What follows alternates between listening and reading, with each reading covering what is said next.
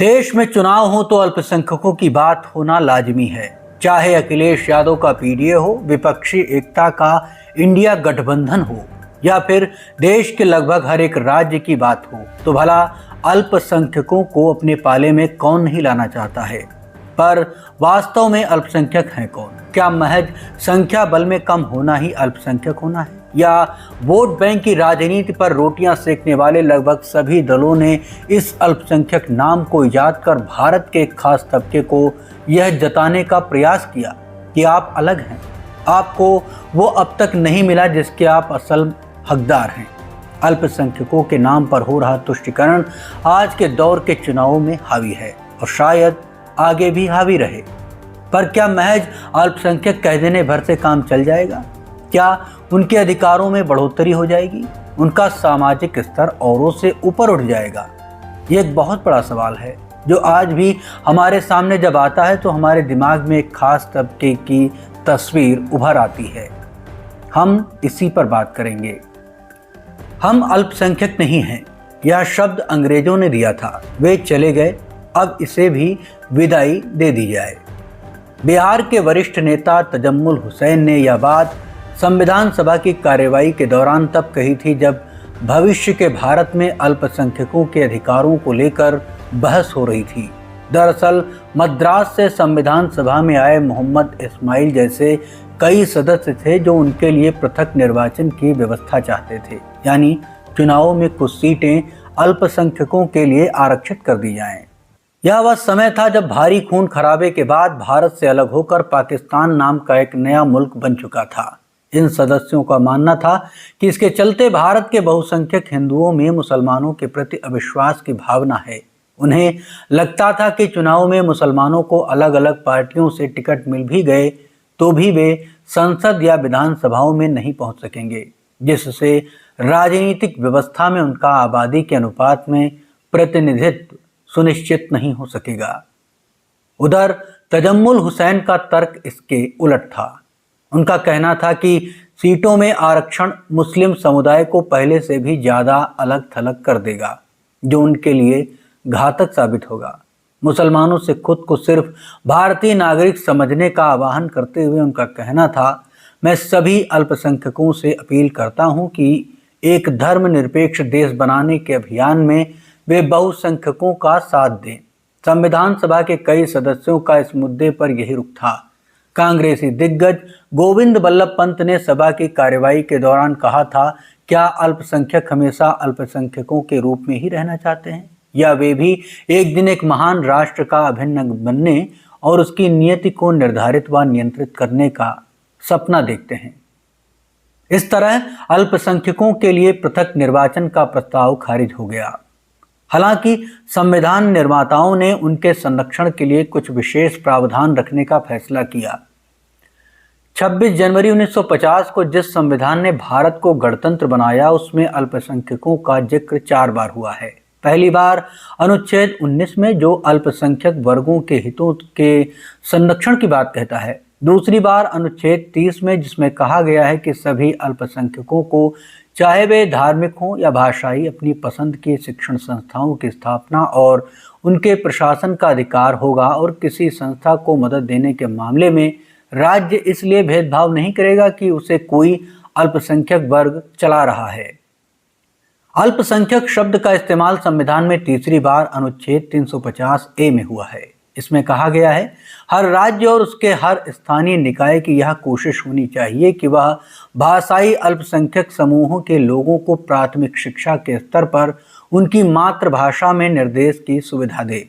उधर अनुच्छेद 350B भाषाई अल्पसंख्यकों के लिए एक विशेष अधिकारी की नियुक्ति का प्रावधान करता है। इसके मुताबिक राष्ट्रपति द्वारा नियुक्त यह अधिकारी भाषाई अल्पसंख्यकों के लिए बने सुरक्षा उपायों से संबंधित सभी मामलों की जांच करेगा और अपनी रिपोर्ट राष्ट्रपति को सौंपेगा।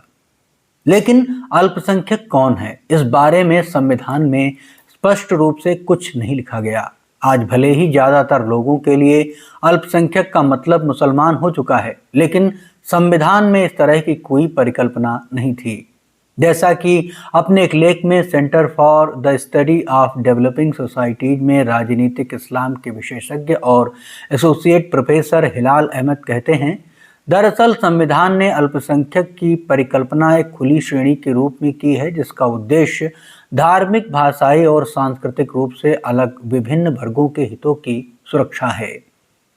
राजनीतिक विज्ञान में अल्पसंख्यक की अवधारणा 19वीं सदी के दौरान यूरोप में राष्ट्रवाद के उभार के साथ विकसित हुई।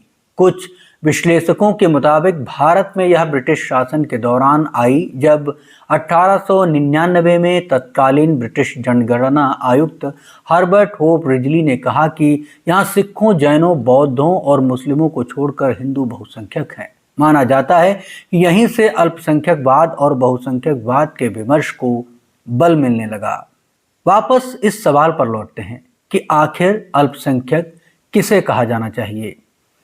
संयुक्त राष्ट्र के मुताबिक अल्पसंख्यक होने का आधार अलग जातीय, सांस्कृतिक, धार्मिक और भाषाई पहचान है। इस संदर्भ में संस्था के एक अधिकारी फ्रांसिस्को कैपिटार्ट की उस चर्चित परिभाषा का जिक्र किया जा सकता है जो उन्होंने 1977 में दी थी। उनका कहना था, अल्पसंख्यक एक ऐसे समूह को कहा जाना चाहिए जिसकी आबादी देश की बाकी आबादी की तुलना में कम हो, जिसकी क्षमता अपना प्रभुत्व रखने की न हो, जिसके सदस्य देश के नागरिक होते हुए ऐसी जातीय, धार्मिक और भाषाई विशेषताएं रखते हुए हों जो बाकी आबादी से अलग हों, और जो परोक्ष रूप से ही सही एकजुटता की भावना दिखाते हों, जिसका लक्ष्य अपनी संस्कृति, परंपराओं, धर्म और भाषा का संरक्षण हो।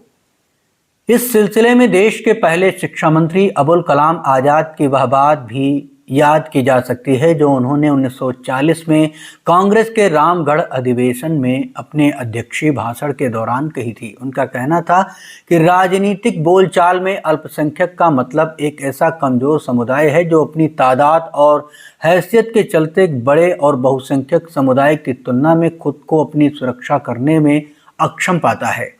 आज़ाद का मानना था कि किसी समुदाय को अल्पसंख्यक करार देने के मामले में संख्या के साथ सक्षमता का मुद्दा भी उतना अहम है। उनके इस बयान का हवाला देते हुए अपने एक लेख में मेलबर्न की ऑस्ट्रेलियन कैथोलिक यूनिवर्सिटी में पॉलिटिकल एंथ्रोपोलॉजी के एसोसिएट प्रोफेसर इरफान अहमद कहते हैं, आज़ाद का मतलब साफ था कि भावी लोकतांत्रिक राजनीति में सत्ता तक पहुंच और उसमें हिस्सेदारी के मोर्चे पर पिछड़ापन ही किसी समूह के अल्पसंख्यक कहलाए जाने का मुख्य आधार होगा। क्या भारत में मुस्लिम समुदाय इन शर्तों को पूरा करता है? पहले तादाद यानी संख्या की बात करते हैं। 2014 में अल्पसंख्यक मामलों का मंत्रालय संभालते ही भाजपा नेता नजमा हेपतुल्ला ने बयान दिया था कि देश में अल्पसंख्यक मुसलमान नहीं बल्कि पारसी हैं।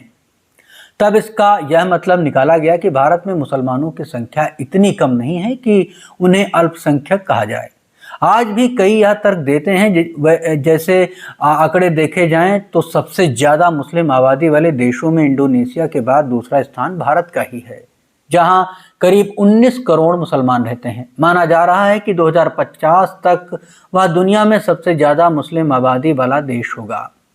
इसलिए कई मानते हैं कि भारत में मुसलमानों को अल्पसंख्यक नहीं बल्कि दूसरा सबसे बड़ा बहुसंख्यक समुदाय माना जाना चाहिए।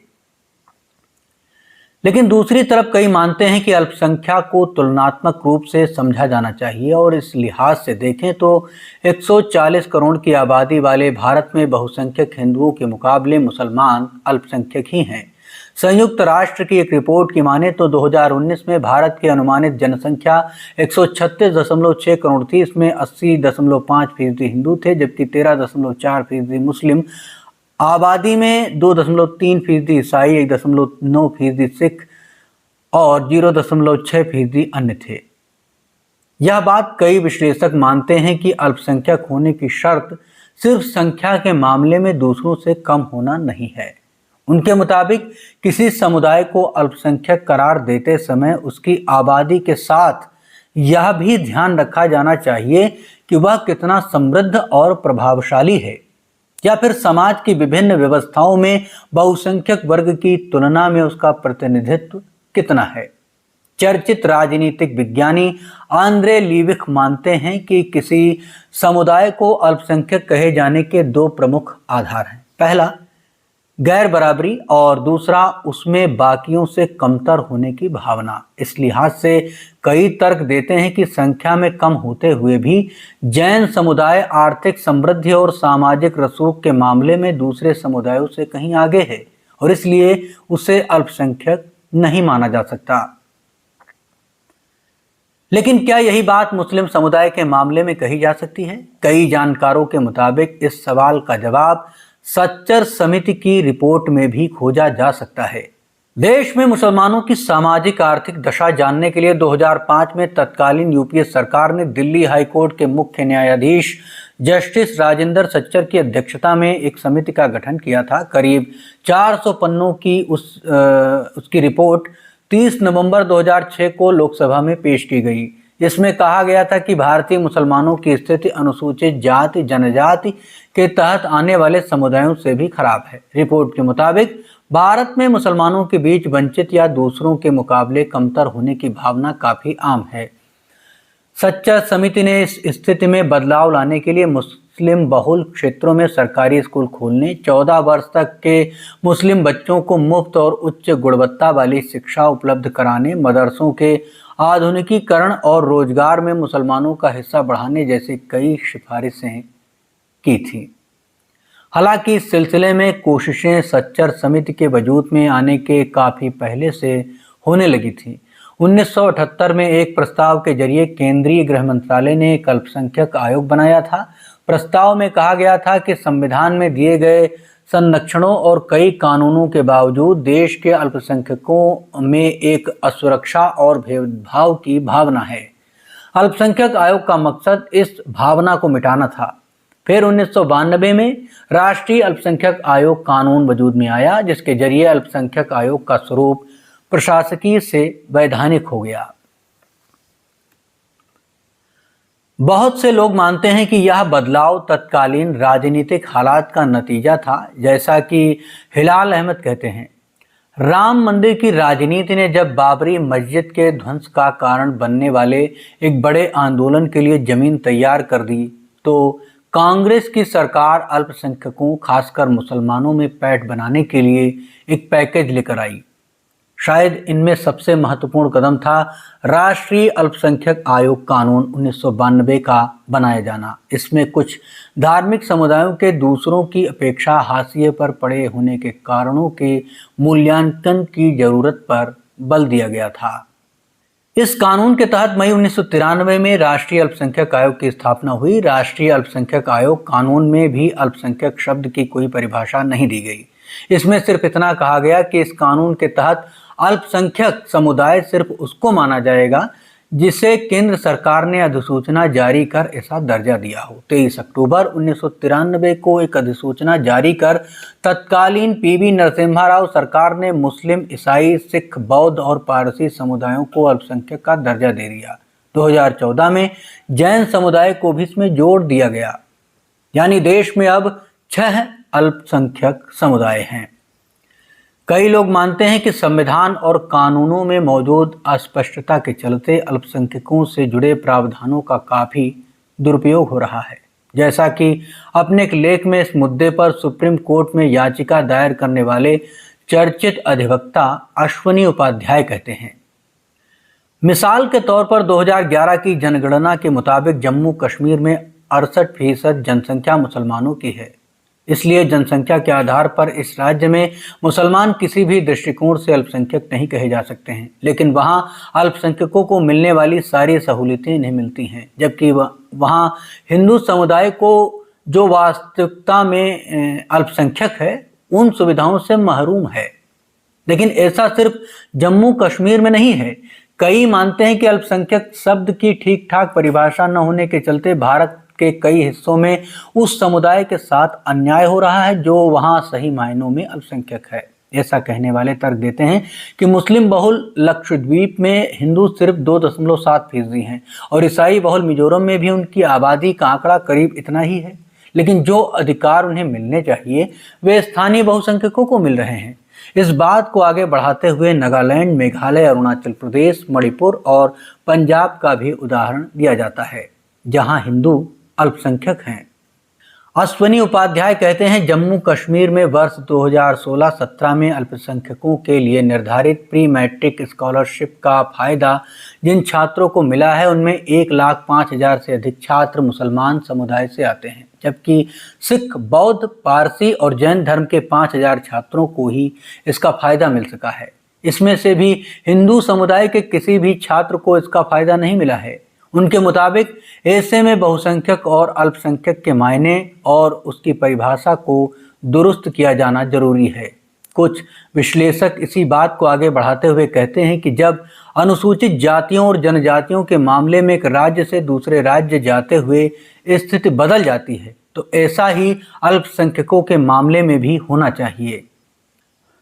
वैसे अतीत में कई मामलों में सुप्रीम कोर्ट यह भी कह चुका है कि कौन अल्पसंख्यक है, इसका निर्धारण राज्य स्तर पर होना चाहिए, न कि राष्ट्रीय स्तर पर। उदाहरण के लिए 1964 के एल्डो मारिया और अन्य बनाम ईसी केशवन और अन्य मामले में अनुच्छेद 30 अपनी पसंद की शिक्षण संस्थानों की स्थापना और उनके प्रशासन के अधिकार से संबंधित है के संदर्भ में शीर्ष अदालत ने कहा था, संविधान में अल्पसंख्यक शब्द को परिभाषित नहीं किया गया है और किसी विशेष परिभाषा की अनुपस्थिति में हमें यह मानना चाहिए कि कोई भी धार्मिक या भाषाई समुदाय अगर किसी राज्य की कुल आबादी में 50% से कम हिस्सेदारी रखता है तो उसे इस अनुच्छेद के तहत मिलने वाला अधिकार हासिल है। यही बात सुप्रीम कोर्ट ने 2002 के TMA पई फाउंडेशन और अन्य बनाम कर्नाटक सरकार और अन्य मामले में भी दोहराई। कई मानते हैं ऐसा सिर्फ अनुच्छेद 30 में ही नहीं बल्कि हर मामले में होना चाहिए, लेकिन हर बार बात शुरू होती है और फिर बीच में अटक जाती है। उदाहरण के लिए फरवरी 2019 में सुप्रीम कोर्ट ने अल्पसंख्यक आयोग से कहा था कि वह अल्पसंख्यक की परिभाषा तय करे। इसके लिए उसे 3 महीने का वक्त दिया गया था, लेकिन कुछ नहीं हुआ। अब फिर से यह मामला सुप्रीम कोर्ट में है। वैसे अगर कोई अल्पसंख्यक समुदाय किसी राज्य में बहुसंख्यक है तो वहां पर दूसरे अल्पसंख्यकों के लिए तो केंद्र सरकार ने एक विशेष प्रावधान किया है। अल्पसंख्यकों के कल्याण के लिए प्रधानमंत्री के नए 15 सूत्री कार्यक्रम को लेकर केंद्र के दिशा निर्देशों में साफ लिखा हुआ है कि अगर राष्ट्रीय स्तर पर अल्पसंख्यक अधिसूचित किया गया कोई समुदाय किसी राज्य में बहुसंख्यक है तो अलग अलग योजनाओं के तहत होने वाला आवंटन दूसरे अधिसूचित अल्पसंख्यक समुदायों के लिए भी होना चाहिए। लेकिन इन नियमों में भी राज्य में अल्पसंख्यक उस समुदाय के लिए कोई प्रावधान नहीं है जो राष्ट्रीय स्तर पर बहुसंख्यक है। और फिलहाल इन नए दिशा निर्देशों का पालन हो रहा है या नहीं, यह सुनिश्चित करने के लिए भी कोई व्यवस्था नहीं है। इस सबके इतर कई लोग मानते हैं कि अल्पसंख्यकों को अधिसूचित किए जाने की कवायदें संविधान के खिलाफ हैं। उनके मुताबिक एक और तो संविधान का अनुच्छेद 15 है जो कहता है कि राज्य अपने किसी नागरिक के साथ धर्म, जाति, लिंग, नस्ल और जन्म स्थान या इनमें से किसी भी आधार पर कोई भेदभाव नहीं करेगा। और दूसरी तरफ धर्म के आधार पर अल्पसंख्यक पहचान और विशेषाधिकार तय हो रहे हैं, जैसा कि अपने एक लेख में उत्तर प्रदेश विधानसभा के अध्यक्ष हृदय नारायण दीक्षित कहते हैं। भारतीय राष्ट्र राज्य ने उद्देशिका से लेकर सभी संवैधानिक प्रावधानों में प्रत्येक नागरिक को समान अधिकार दिए हैं, तब अल्पसंख्यक होने का औचित्य क्या है? संविधान निर्माताओं को मजहबी अल्पसंख्यकवाद के विरुद्ध बताते हुए वे आगे लिखते हैं, पंथिक और मजहबी विशेषाधिकार दोधारी तलवार होते हैं। वे एक धार से सुविधा भोगी लोगों में अलगाववाद का विचार देते हैं और दूसरी धार से सुविधा न पाने वाली बहुसंख्या को भी उत्तेजित करते हैं। अश्वनी उपाध्याय इस बात को आगे बढ़ाते हुए कहते हैं, संविधान में सभी नागरिकों को बराबर अधिकार मिला हुआ है, इसलिए अब समय आ गया है कि अल्पसंख्यक बहुसंख्यक के आधार पर समाज का विभाजन बंद किया जाए। अमेरिका के 32वें राष्ट्रपति फ्रैंकलिन डी रूजवेल्ट ने भी कभी कहा था कि ऐसा कोई भी लोकतंत्र लंबे समय तक जीवित नहीं रह सकता जो अल्पसंख्यकों के अधिकारों को स्वीकार न करता हो। कई मानते हैं कि संविधान में अल्पसंख्यक शब्द को परिभाषित न करने की वजह उस समय के हालात थे, लेकिन आज के हालात को देखते हुए ऐसा होना चाहिए। अश्विनी उपाध्याय मानते हैं कि अगर अल्पसंख्यकों के लिए अलग से अधिकार रखने ही हैं तो अल्पसंख्यक की परिभाषा और राज्य स्तर पर अल्पसंख्यकों की पहचान के लिए दिशा निर्देश तय हों। उनके मुताबिक यह सुनिश्चित किया जाना चाहिए कि केवल उसी समुदाय को संविधान के अनुच्छेद 29-30 का संरक्षण मिले जो वास्तव में सामाजिक, आर्थिक और राजनीतिक रूप से प्रभावहीन हो। नमस्कार, आप देख रहे थे न्यूज़ टुडे। बने रहिए हमारे साथ इसी तरीके की बड़े मुद्दों पर चर्चा के लिए। बहुत बहुत शुक्रिया।